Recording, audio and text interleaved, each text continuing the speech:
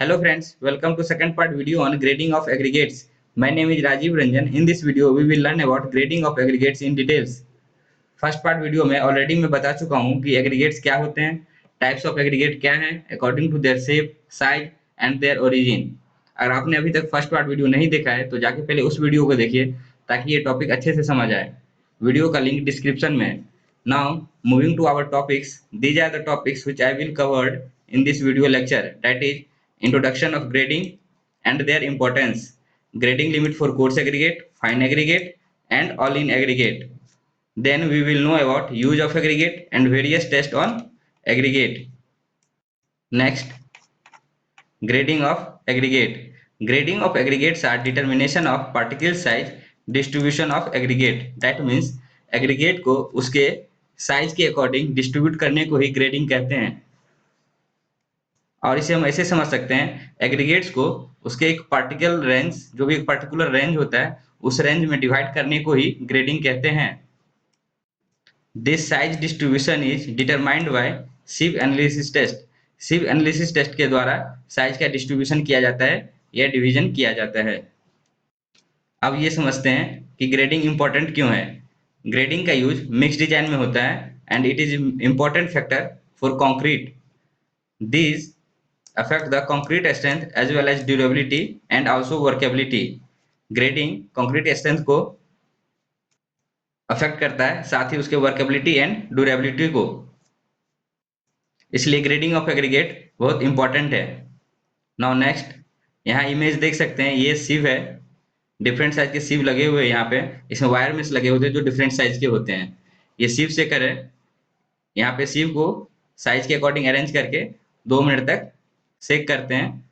After सेकिंग जो हमारे samples हैं वो एक रेंज में डिवाइड हो जाते हैं अपने साइज के अकॉर्डिंग। इस टेस्ट को लैब के वीडियो के द्वारा अच्छे से एक सेपरेट वीडियो में समझेंगे। Now moving to next. अब यहाँ देखेंगे, यहाँ 2 कोड लिखे हुए हैं, 2 IS कोड है, इंडियन स्टैंडर्ड कोड है। ये कोड क्या है और किसके लिए ये कोड यूज होता है ये समझेंगे, क्योंकि ये एग्जाम में डायरेक्टली पूछ लिया जाता है कि IS 383 1970 किस चीज के लिए यूज होता है, या IS 2386 1963 किस चीज के लिए अपन यूज करते हैं। तो यहाँ आप देख सकते हैं, for specification of coarse aggregate and fine aggregate. Coarse aggregate और फाइन एग्रीगेट के स्पेसिफिकेशन के लिए हम IS 383 1970 यूज करते हैं and IS 2386 method of testing of aggregate. Testing of aggregate का जो मेथड्स होता है उसके लिए हम यूज करते हैं। उसमें क्या क्या पैरामीटर से टेस्ट करते हैं और कैसे टेस्ट करते हैं वो इस कोड में दिया हुआ है। तो इसलिए इस कोड में कंफ्यूजन नहीं होना है, ये यहाँ अच्छे से ध्यान रखना है। 383 स्पेसिफिकेशन के लिए और 2386 1963 ये टेस्टिंग ऑफ एग्रीगेट के लिए है। Now moving to next, grading limit for coarse aggregate based on clause 4.1 and 4.2 of IS 383 1970 code. ये टेबल IS 383 1970 का है। अब इस टेबल को समझते हैं। इस टेबल में सबसे पहले यहाँ 2 पॉइंट लिखे हुए हैं, single size aggregate and graded aggregate of nominal size. ये दोनों क्या है, इसमें क्या डिफरेंस है, पहले इसको समझते हैं। कहीं अगर सिंगल साइज एग्रीगेट यूज होता है, इसका मतलब ये है कि वो सिंगल, नाम से ही क्लियर है, only one size of aggregate is used. But in graded aggregate more than one single size of aggregate is used, मतलब इसमें डिफरेंट साइज के एग्रीगेट्स यूज होते हैं। But in single graded only single size के aggregates use होते हैं। और दूसरा डिफरेंस ये है, इसमें वॉइड्स कम होते हैं। सिंगल साइज एग्रीगेट में जो सिमिलर साइज के एग्रीगेट्स होते हैं तो इसमें सीधी बात है, यहाँ पे जो है वॉइड्स होते हैं वो ज्यादा होते हैं एंड ग्रेडेड एग्रीगेट में डिफरेंट साइज के एग्रीगेट होते हैं, जो उसके कारण इसमें वॉइड्स कम होते हैं।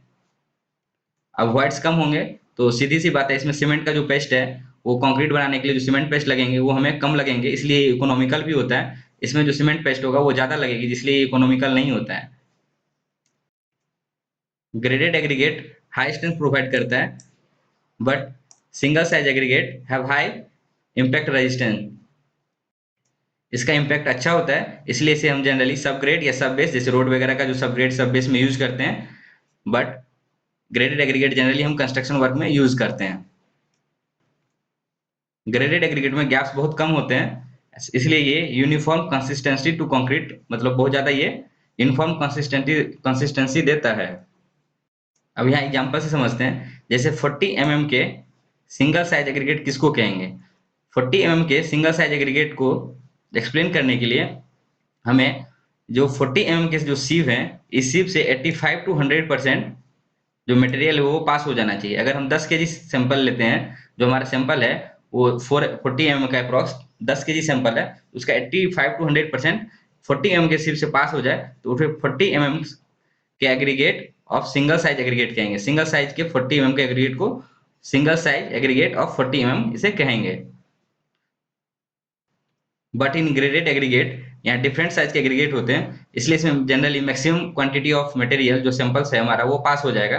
जैसे 40 के सीव, जैसे 40 का aggregate for graded aggregate. Graded aggregate जो 40 एग्रीगेट है उसको किस कहेंगे, उसको एक्सप्लेन करने के लिए हम यहाँ समझेंगे। 40 के सीव से 95 टू 100% जो हमारा मटेरियल है वो पास हो जाएगा, तो वो ग्रेडेड एग्रीगेट ऑफ 40 साइज है। इसे हम 40 साइज के एग्रीगेट कहते हैं। ये हमारा स्टैंडर्ड टेबल है। जैसे हमारे पास एक सैंपल है, कोई भी सैंपल होता है, कोई साइट पे या कहीं से एक मटेरियल है, उसका हमको सैंपल लेना है, उसमें देखना है ये कितने का एग्रीगेट है। तो जनरली जो हम कंस्ट्रक्शन में यूज करते हैं वो ग्रेडेड एग्रीगेट यूज करते हैं, क्योंकि इसमें हाई स्ट्रेंथ ये देता है, प्रोवाइड करता है। बट इम्पैक्ट के लिए हम सिंगल साइज एग्रीगेट यूज करते हैं। तो ये जो सैंपल हमारा, सैंपल से सीविंग करेंगे, ये डिफरेंट साइज के सीव हम अरेंज कर लेंगे और इसे सीविंग करेंगे 2 मिनट तक। उसके बाद जो हमारा जितने भी पार्टिकल्स हैं, जितने भी मटेरियल हैं, सैंपल है हमारा, वो अपने अलग अलग रेंज के सीव में रिटेन हो जाएंगे और फिर हम वहां से परसेंटेज पासिंग कैलकुलेट कर लेंगे। और जिस रेंज में आएगा, और इस रेंज में आती है तो 63 का एग्रीगेट हो जाएगा, इस रेंज में आई तो 40 का एग्रीगेट हो जाएगा। सिमिलरली यहाँ 40 का एग्रीगेट हो जाएगा फॉर ग्रेडेड एग्रीगेट। 95 टू 100% अगर 40 से पास होता है, 20 से 30 टू 70%, जिस रेंज में आता है उस रेंज के अनुसार हम देख लेते हैं। इसको हम आगे एक एग्जांपल से समझेंगे। Now moving to next, grading limit for fine aggregate based on clause 4.3 IS 383/1970। यहाँ आप देख सकते हैं जो फाइन एग्रीगेट होते हैं, जनरली सैंड होता है, तो उसे हम ग्रेड जोन के अनुसार डिवाइड करते हैं। Grading zone 1 2 3 4। अब ये क्या है, यहाँ पे हम पहले क्या करते हैं, उसी तरह सेम सीव को अरेंज कर लेते हैं डिक्रीजिंग ऑर्डर में, और फिर उसे जो हमारा मटेरियल है सैंपल लेते हैं। सपोज हम 1 किलो लेते हैं, 1000 ग्राम अगर सैंपल लेते हैं, उसे हम फिर सीविंग करते हैं। ये सारे सीव से हम पास करते हैं वाइब्रेट करके। 2 मिनट के बाद देखते हैं कि किस किस रेंज में कितना ज्यादा हमारा मटेरियल रिटेंड हुआ है।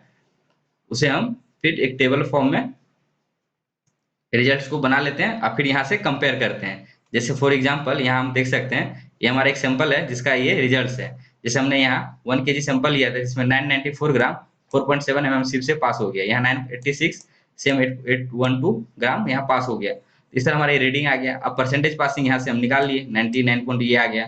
फिर हम इसको एक रेंज में देख लिए, यहाँ से हम कंपेयर करके, इस टेबल से हम कंपेयर करके ये देख लिए कि हमारा इस रेंज में आ रहा है। अब ये रेंज कहाँ फिट बैठ रहा है, तो हम यहाँ देख सकते हैं 0 से 10, 8 से 30, 35 टू 59 इस रेंज में आ रहा है। तो मतलब हमारा ये जो सैंपल है वो ग्रेडिंग जोन 2 का है। जो हमारा सैंड है वो ग्रेडिंग जोन 2 का है, जोन 2 ऑफ सैंड इसे कहते हैं। इसी तरह अलग अलग जोन्स का हम निकाल सकते हैं। जनरली कंस्ट्रक्शन में ग्रेडिंग जोन 2 एंड जोन 3 का जो सैंड होता है वो यूज होता है। Now moving to next, grading limit for all in aggregate. All in इन एग्रीगेट से ही क्लियर है, यहाँ जो है फाइन एग्रीगेट और कोर्स एग्रीगेट दोनों मिक्स रहते हैं। और ये क्लॉज 4.4 ऑफ IS 383/1970 से ये टेबल लिया गया है। यहाँ पे सेम सीव को 80 40 20 और यहाँ माइक्रोन तक डालेंगे, 150 माइक्रोन 600 माइक्रोन, क्योंकि इसमें कोर्स एंड फाइन एग्रीगेट दोनों है। फिर यहाँ 40 नॉमिनल साइज के लिए अगर ये हमारा रेंज आता है तो 40 का जो है साइज का ये एग्रीगेट हो जाएगा, और 20 के लिए हमारे पास ये रिजल्ट्स आने चाहिए। इस रेंज में अगर रिजल्ट आ रहा है तो हमारा ये 20 का नॉमिनल साइज का एग्रीगेट होगा। Now moving to next, classification based on gradation. Gradation होता क्या है, जो हमारा एग्रीगेट का जो सैंपल है उसको जो साइज के अकॉर्डिंग डिस्ट्रीब्यूट करने के लिए जो हम सिव एनालिसिस टेस्ट का यूज करते हैं, उस सिव एनालिसिस टेस्ट परफॉर्म करने के बाद जो रिजल्ट आता है उसे ही हम ग्रेडिएशन कहते हैं। मतलब बांटना, ग्रेडिएशन मतलब बांटना। Classification based on gradation, gradation के बेस्ट पे एग्रीगेट 3 टाइप्स के हैं, well graded, poorly graded and gap graded.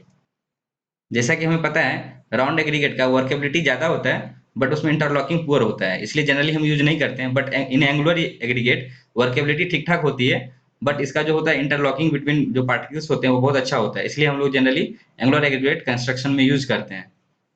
Types of gradation में वेल ग्रेडेड क्या होता है, पुअरली ग्रेडेड क्या होता है, इसे हम समझेंगे। यहाँ हम देख सकते हैं ये कंप्लीट पैक्ड स्ट्रक्चर होते हैं या पैक्ड फॉर्म में होते हैं, इसे वेल ग्रेडेड कहते हैं। जो एग्रीगेट्स है इसमें डिफरेंट साइज के एग्रीगेट हैं, जिसके कारण ये कंप्लीटली पैक्ड हैं। इसमें जो वर्ड्स होते हैं बहुत ज्यादा कम होते हैं, मिनिमम वर्ड्स हैं, देख सकते हैं, क्योंकि अलग अलग एग्रीगेट्स हैं जिसके कारण वर्ड्स इसमें कम हो जाते हैं। अब वर्ड्स कम है तो इसमें सीमेंट का जो क्वांटिटी होगा कंक्रीट बनाने के लिए उसमें कम लगेगी, जिसके कारण ये इकोनॉमिकल भी होगा। ठीक है, और उसके बाद इसकी वर्केबिलिटी भी ज्यादा होती है, इसलिए हम जनरली वेल ग्रेडेड यूज करते हैं कंस्ट्रक्शन में। और लो परमिएबिलिटी होगी, जो परमिएबिलिटी होती है वो वाटर भी बहुत कम इससे पेनेट्रेट हो सकता है, पास हो सकता है, इसलिए जो लो परमिएबिलिटी होती है इसलिए हम कंस्ट्रक्शन में से यूज करते हैं। पुअरली ग्रेडेड एग्रीगेट को यूनिफॉर्मली ग्रेडेड एग्रीगेट भी कहते हैं।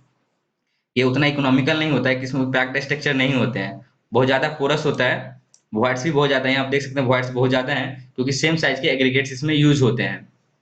हाई परमिएबिलिटी होता है, पुअर इंटरलॉक होता है, जिसके कारण इसमें जो सीमेंट की क्वांटिटी है वो ज्यादा यूज होता है, इसलिए ये इकोनॉमिकल नहीं होता है।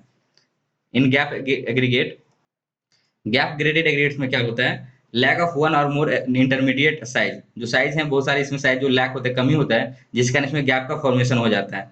वर्केबिलिटी बहुत ज्यादा कम होता है और इकोनॉमिकल, ये इकोनॉमिकल होता है क्योंकि इसमें गैप होते हैं, बट जो वॉइड्स नहीं होते हैं, वॉइड्स ये छोटे छोटे जो पार्टिकल्स हैं उसके कारण फिल हो जाते हैं, तो ये इकोनॉमिकल होता है। इसमें सीमेंट की जो क्वांटिटी वो कम होती है, बट ये लो स्ट्रेंथ प्रोवाइड करता है कंक्रीट को, क्योंकि इसमें बहुत ज्यादा गैप्स हैं, और एंड साथ ही इसके साथ ही ये हाई परमिएबिलिटी होते हैं, इसमें बहुत ज्यादा परमिएबल है, जिस कारण हम इसे जनरली यूज नहीं करते हैं, इसलिए हम वेल ग्रेडेड एग्रीगेट को ही यूज करते हैं। Now use of aggregate, aggregate का यूज कहाँ होता है, सबसे पहले हम ये देखते हैं।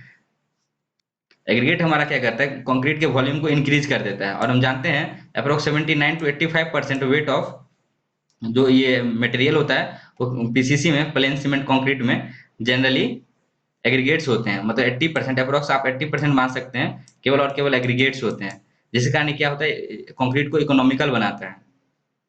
अब इसका यूज कहाँ करते हैं, different elements of building, bridge, foundation, ये सब में हम एग्रीगेट्स यूज करते हैं, ये सब हम सब देखते हैं डेली लाइफ में।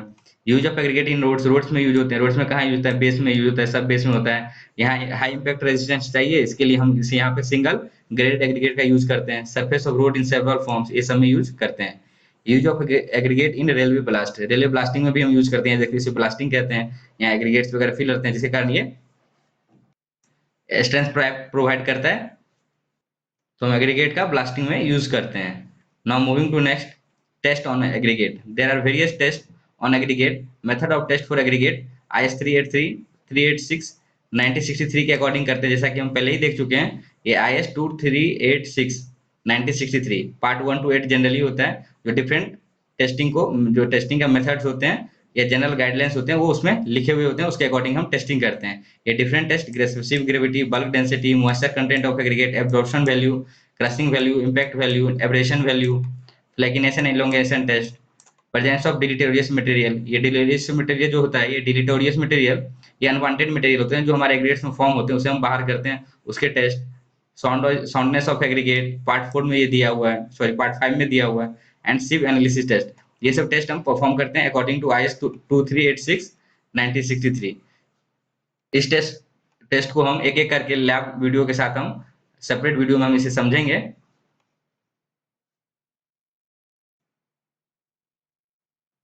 इस वीडियो में इतना ही। अगर आपको वीडियो पसंद आया हो तो वीडियो को लाइक कीजिए, अपने फ्रेंड्स के साथ शेयर कीजिए, ताकि ज़्यादा से ज़्यादा लोग को इसका बेनिफिट मिल सके। और अगर आपने अभी तक चैनल को सब्सक्राइब नहीं किया तो पहले चैनल को सब्सक्राइब कर लीजिए, इससे हमें मोटिवेशन मिलता है ताकि हम ऐसे वीडियो और ज़्यादा से ज़्यादा बना सकें। अगर आपने अभी तक टेलीग्राम नहीं ज्वाइन किया तो जाके टेलीग्राम ज्वाइन कीजिए, उसका लिंक डिस्क्रिप्शन में है। Thank you for watching the video, have a nice day, thank you.